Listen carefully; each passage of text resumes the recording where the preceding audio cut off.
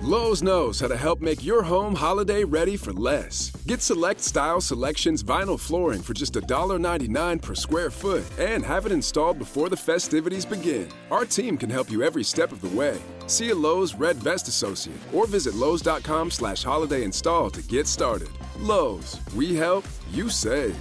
Basic install only. Date restrictions apply. Subject to availability. Installed by independent contractors. See associate for details. Contiguous U.S. only. You just realized your business needed to hire someone yesterday. How can you find amazing candidates fast? Easy. Just use Indeed. Stop struggling to get your job post seen on other job sites. With Indeed sponsored jobs, your post jumps to the top of the page for your relevant candidates, so you can reach the people you want faster. According to Indeed data, sponsored jobs posted directly on Indeed have 45% more applications than non-sponsored jobs. Don't wait any longer. Speed up your hiring right now with Indeed.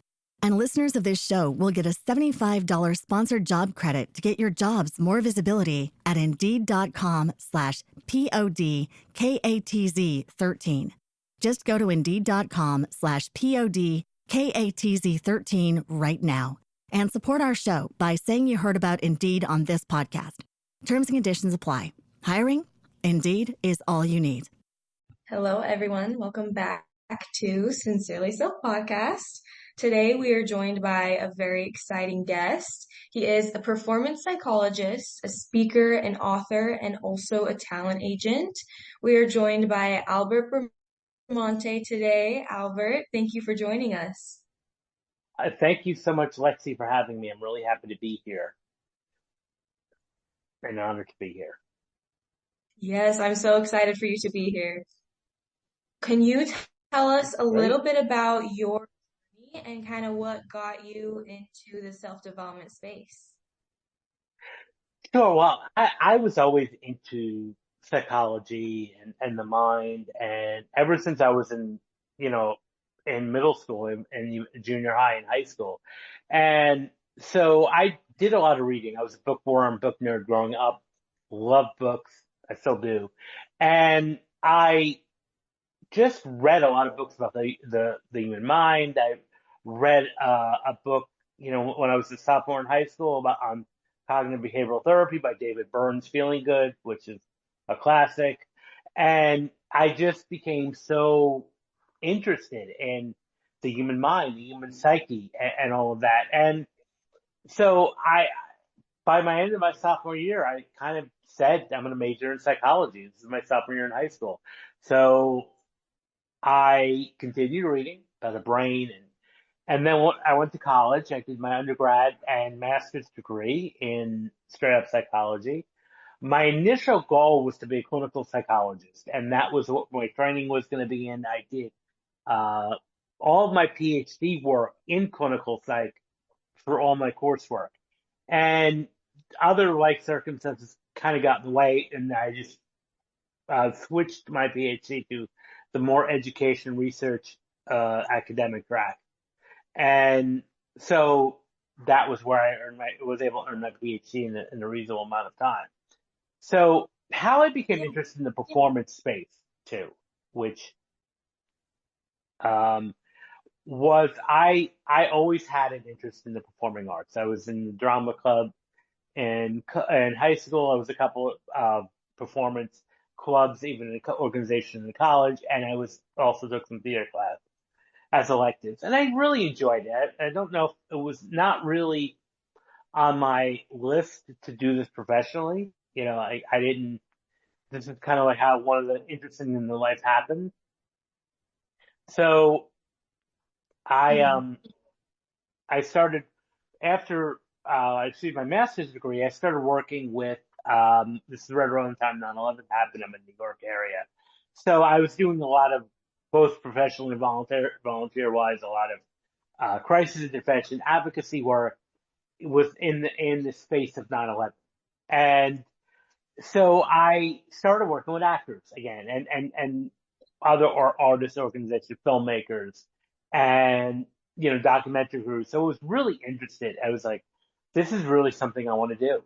I really want to be creative. Like my creative side was kind of being activated. So I started finding myself supporting actors and connecting people. One of the things I love to do is connect people. Like I'm a people connector. And so that's something I Hmm. really do. I really connect people together. And so I've been doing that a lot, especially when I was younger. And I feel like I want to kind of create an agency, so therefore I made the thing, well, let me represent actors and filmmakers. Now I just purely actors, but at that time I started doing both, representing and trying to advocate and more of that. And so that side of me was born. While I was starting to run my agency, I was running into a lot of issues with actors and performers self-sabotaging. And what I mean by self-sabotaging is shooting themselves in the foot by not not showing up on auditions, being late to auditions, unprepared for auditions, really simple things that were like taking them out of the competition and really being their own worst enemy. And so it became a real thing that was finding out a lot. And it wasn't just actors too, it was students. I was noticing with a lot of people were just not not being in their own way. And so I wanted to know what was going on. So for my doctoral dissertation, I focused on self-defeating behavior in performing artists. And that kind of led me to down the road of like the performance mindset, performance psychology thing. And this is a space I feel more aligned with than clinical. Now I appreciate clinical and, I have all the training, the coursework in clinical, but it wasn't necessarily for me. I really like the diagnostic, the disease model of like, mental illness. And, I like more action orientated, solution focused approaches. So that's where I kind of like between that and time wise, I just decided I was going to go back and just finish my traditional PhD and get that done. So, and then several years later, I turned my dissertation into a book. I love that your journey, you've just kind of followed whatever felt right for you. Because I think Hmm. sometimes people, in a sense of getting in their own way, they kind of hold themselves back by thinking they can only choose one thing to do instead of, Hmm. hey, I'm really good at this. This really draws me in. And so does this thing. Why can't I kind of combine them in a way for something that feels so aligned with me? So I love how you were able to combine psychology and the arts and be able to help people. And I think it's interesting you were able to notice in people's auditions the ways that they were getting in their own way, like being late or maybe not practicing the script as much as they could have. Right. And I think those are things that anybody can relate to that they've maybe gotten in their own way and not even realized. Yeah, absolutely. And it's really, this work can apply to anybody, in any aspect of performance, whether it's just putting yourself out there or whether it's, giving a presentation or going live on social media, can sometimes be, an aspect of performance sales, education. So there's a lot of applicable ways that this can apply to everybody. And so that was the biggest thing I noticed is like, wow, Yeah. these people are really getting in their own. What would you say are kind of the most common ways you notice people kind of holding themselves back? Well, the whole someday phenomenon. Well, someday I'm gonna start a book someday, or someday I'm gonna, start this program, and they start like really good ideas, but no execution, and or no concrete plan for execution. So that's some way people hold themselves back. You know, I can't do this. I don't want to. It's like when you start hearing that, it's like why? Or like I'm too old or I'm too this and that. And it's like, who said that? And so I see that a lot because especially like when I would have conversation with Yeah. people and talk to people, they would, a lot of people say, oh, I wish I was an actor, but I can't deal with the rejection or I'm afraid of the rejection or I'm afraid of the afraid of failure. And so that's holding yourself back because fear is the biggest thing that will hold anybody back. For sure. And from what you were saying, it sounds like a lot of limiting beliefs too. Like, I can't do this because they believe that they can't do it. And the mindset Hmm. of instead of seeing it as a call to come forward and kind of level up to match what they want, they see it as, oh, Hmm. I'm not able to do this for whatever reason.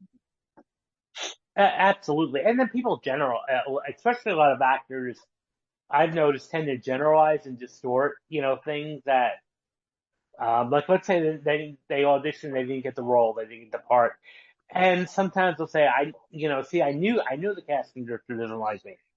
And I have to gently say, well, how do you know that? Did they tell you I don't like you? And they'll laugh and say, no. I'm like, see, you're making that connection.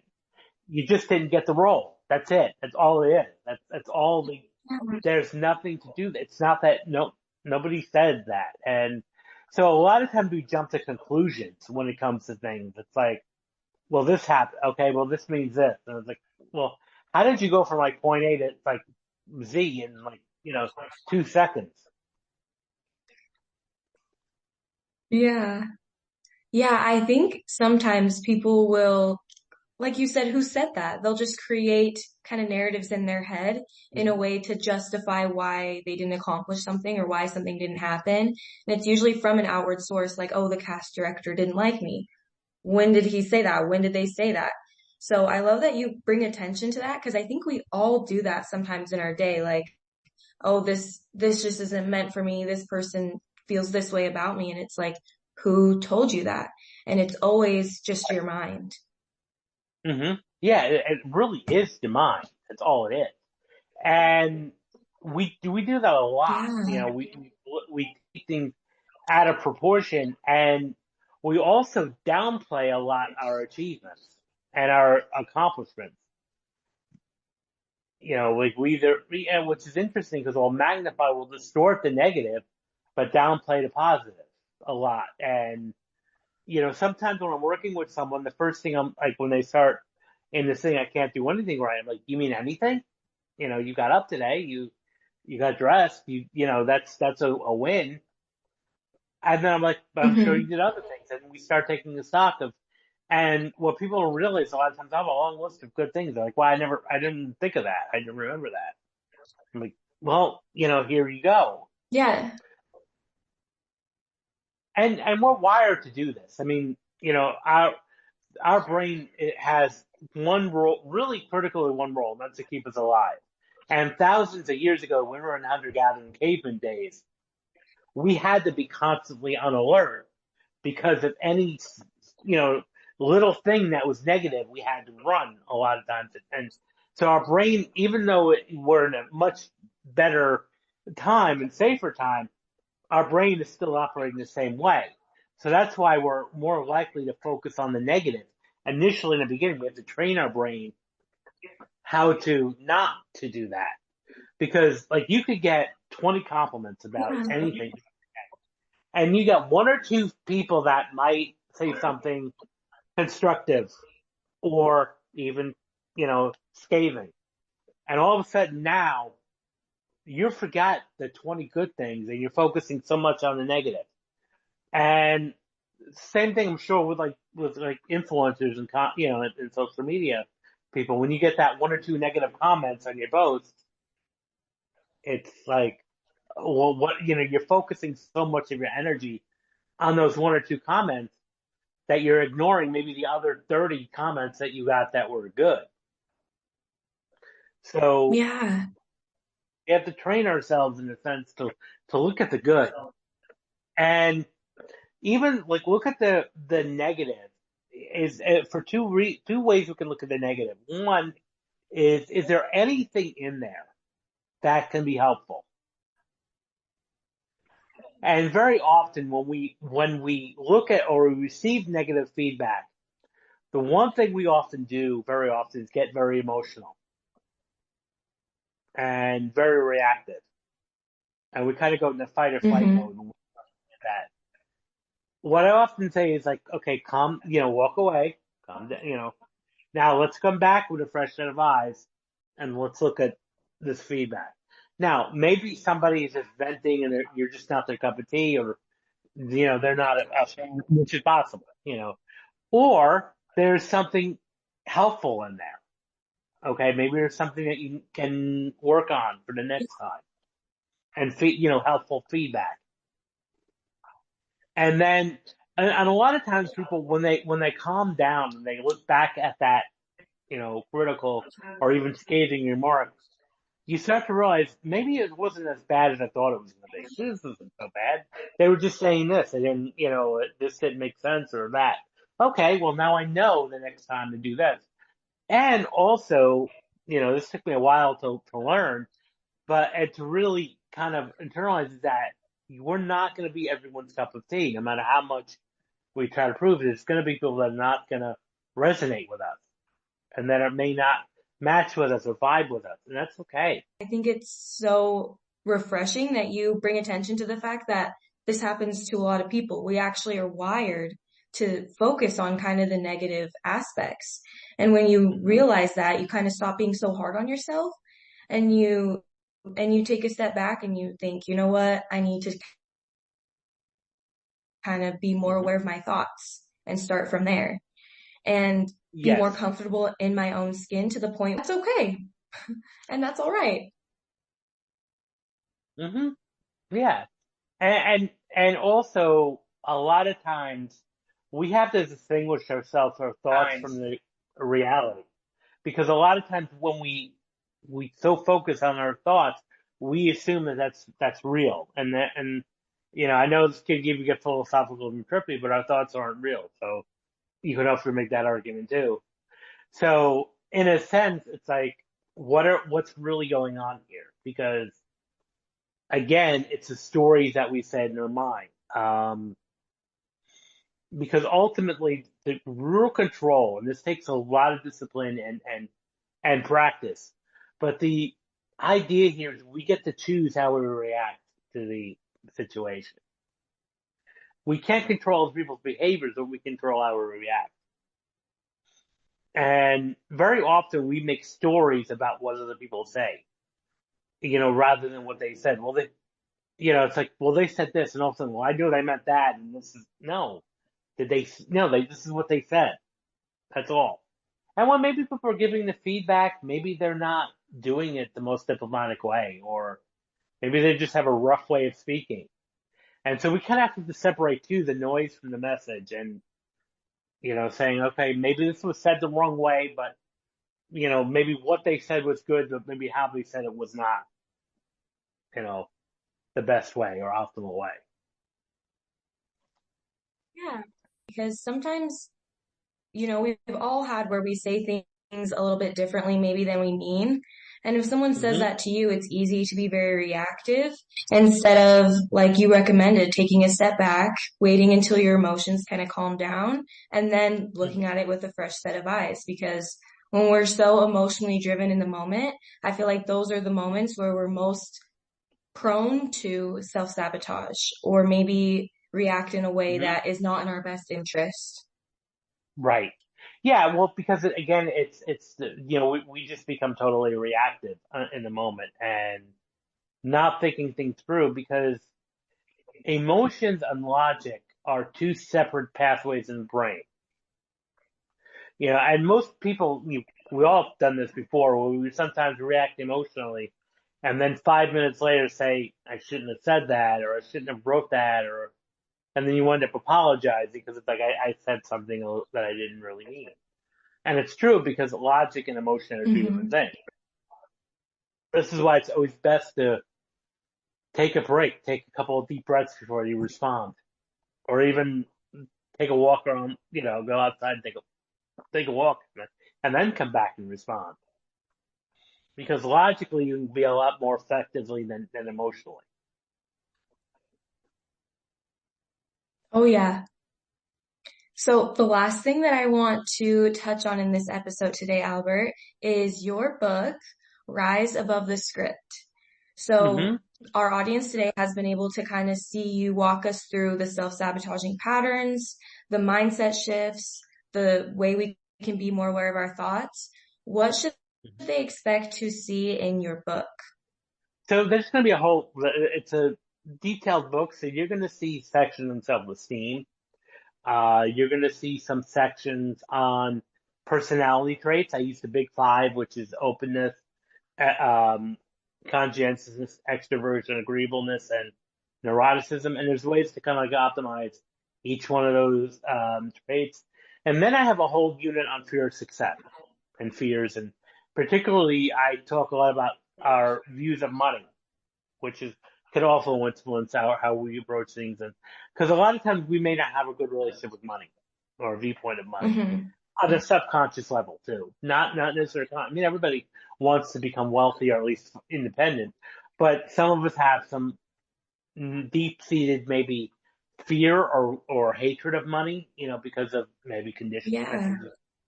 So we've got to resolve our relationship with money. And then I talk about relationships too, because sometimes when you are successful, relationships may change in your life. And not to simplify the way it happens. So a lot of times we have fear of that, as being social animals. So there's a whole host of reasons why we may fear success. And there's a lot of actionable strategies in the book. So I highly encourage it. It's available both as a paperback, ebook, and also on Audible. So you can get it on Audible, or Spotify, or something like that. I love that. I've actually started the Audible version, and I love that you focus on all the, I would say, most important aspects of our life that kind of boost us to success, and just the different ways we may be holding ourselves back by our mindsets and our limiting beliefs. So Mm-hmm. I'm very excited to finish it, and I really recommend our audience listening today to go and check that out. I really feel like if you may feel like you're self-sabotaging in certain aspects of your life, this would be a perfect place to start. So thank you. Thank you very much. Yes, thank you for joining us today, Albert, Thank you for having me, Lexi. and I will see you guys next week.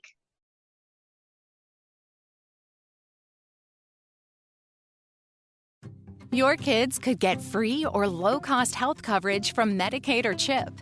Even if you've applied before, they may be eligible now. Kids up to age 19 are covered for checkups, vaccines, dentist visits, hospital care, and more. And if they already have Medicaid or CHIP, remember to renew every year. Visit insurekidsnow.gov or call 877-KIDS-NOW. Paid for by the U.S. Department of Health and Human Services. You just realized your business needed to hire someone yesterday. How can you find amazing candidates fast? Easy. Just use Indeed. Stop struggling to get your job post seen on other job sites. With Indeed sponsored jobs, your post jumps to the top of the page for your relevant candidates, so you can reach the people you want faster. According to Indeed data, sponsored jobs posted directly on Indeed have 45% more applications than non-sponsored jobs. Don't wait any longer. Speed up your hiring right now with Indeed. And listeners of this show will get a $75 sponsored job credit to get your jobs more visibility at Indeed.com/PODKATZ13. Just go to Indeed.com/PODKATZ13 right now and support our show by saying you heard about Indeed on this podcast. Terms and conditions apply. Hiring? Indeed is all you need.